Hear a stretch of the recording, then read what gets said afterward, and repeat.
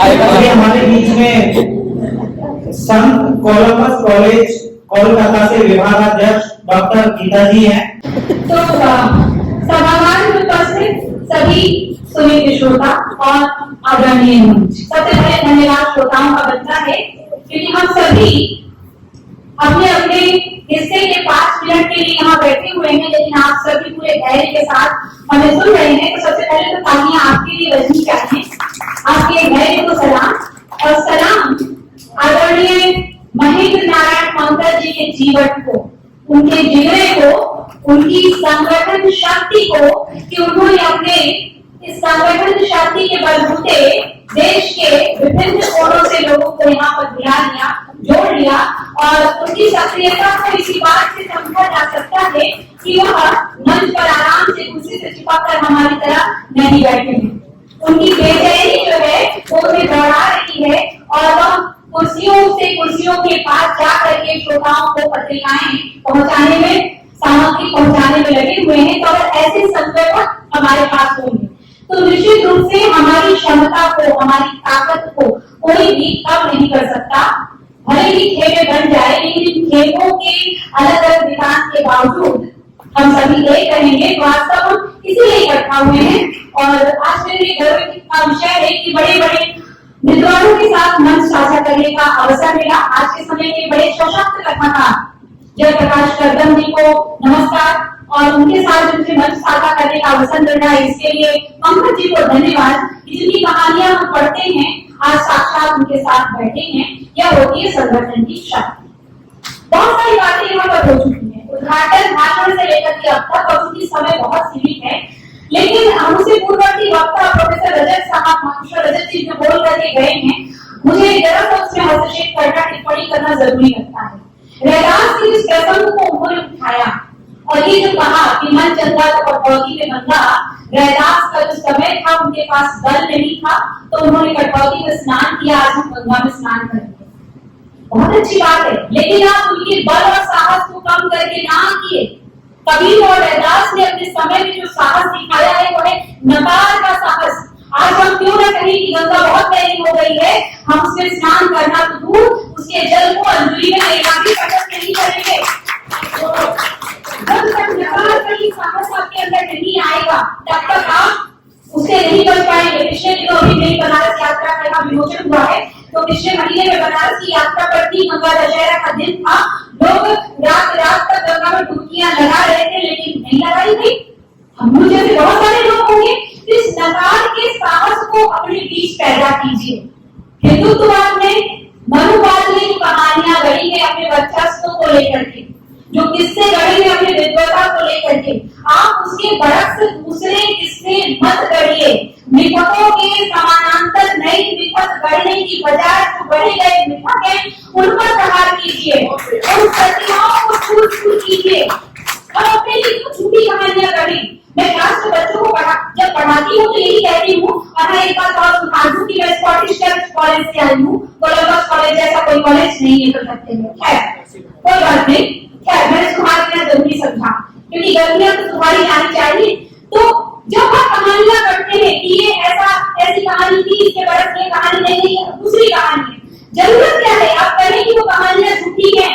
जैसा मैं अपने विद्यार्थियों से कहती हूँ, कहानी है, कहानी को कहानी की तरह पढ़ो, उसे सच मत मानो। जैसे ही हम उसे सच मानते हैं, हम कहीं न कहीं अपने अंतर्मन में अपने आप को कमजोर मानने लगते हैं। तो उस कमजोरी से उबरने की हमें आवश्यकता है। क्योंकि साहित्य पर बात है तो 2 बातें मैं साहित्य को लेकर के कहूंगी, जरूर कहना मुझे जरूरी लग रहा है। 1914 में अछूत की पुकार नाम से कविता सरस्वती के सितंबर अंक में छपती है।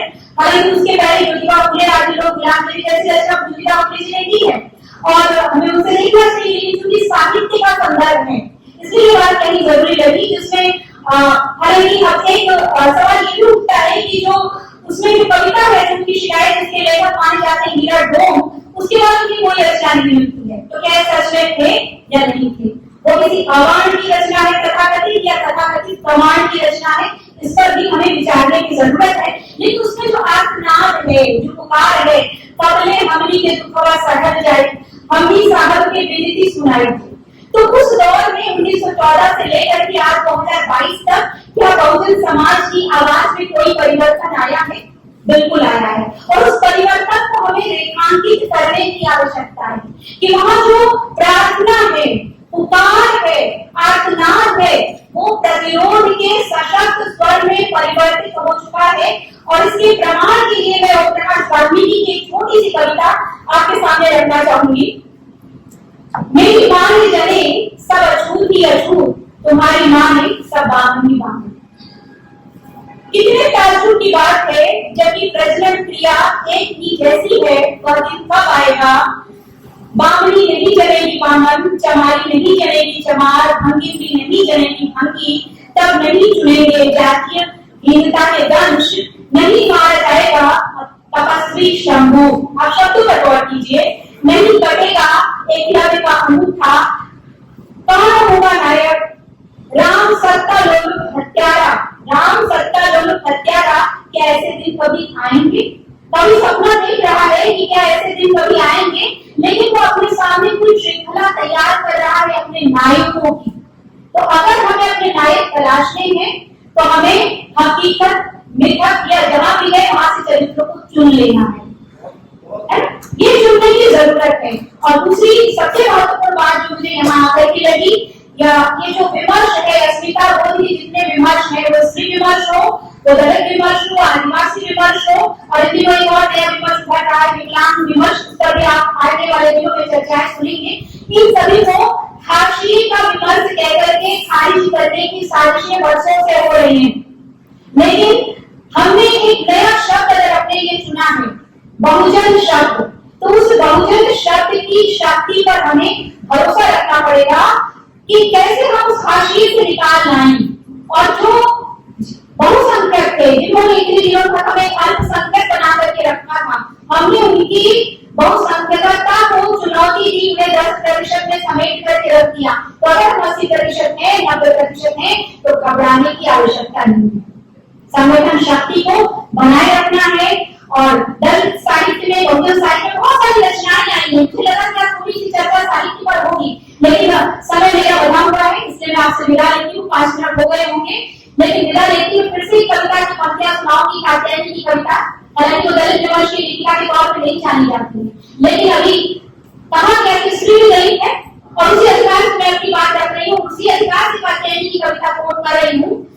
जिंदा रहने की मौत की दया पर जीने से बेहतर है जिंदा रहने की ख्वाहिश के हाथों मारा जाना। तो अगर हमें अपने आप को बचाए रखना है तो इस ख्वाहिश को नहीं मरने देना है।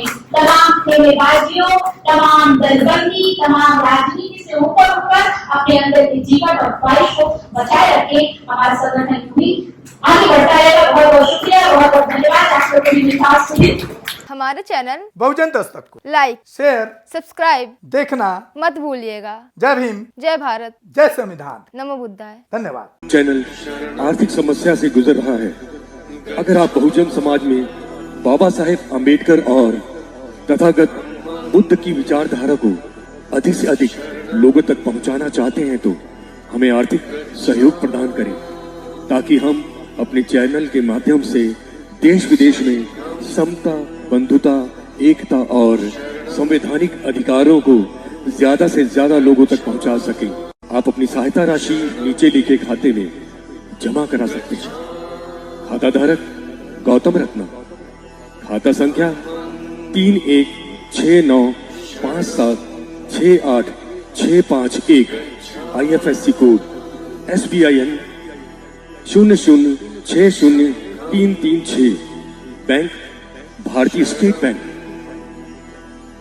आप हमारे बैंक खाते का विवरण स्क्रीन पर भी देख सकते हैं। जय भीम, जय भीम। मैं गौतम रत्ना आपका बहुजन फिल्म प्रोडक्शन में स्वागत करता हूं, और आप हमारे प्रोडक्शन हाउस के अंदर अपना कैरियर बना सकते हैं as a film director, as a producer and actor and actress and editor and cinematographer also.